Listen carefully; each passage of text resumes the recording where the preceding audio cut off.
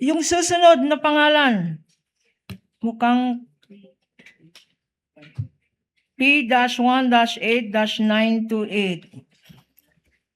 Pakibasa for the record.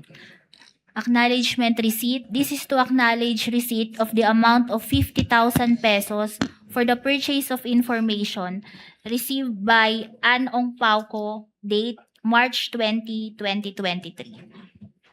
Okay, next. P-1-8-1015. Pangalan ni Heart Santiago.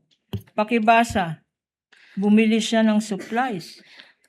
This is to acknowledge receipt of the amount of 250,000 pesos for the purchase or rental of supplies, materials, and equipment for confidential operations, open and close parentheses, payment for the purchase of supplies received by Heart Santiago, date Feb 27, 2023. Kanina, Madam Witness, merong Pauco tsaka merong Heart. Tinanong mo ba kung sino ito at kung related sila sa presiding officer natin? Hindi po.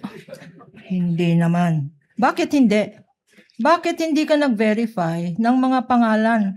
May pagkain na bacon, may parang kamag-anak ni Heart.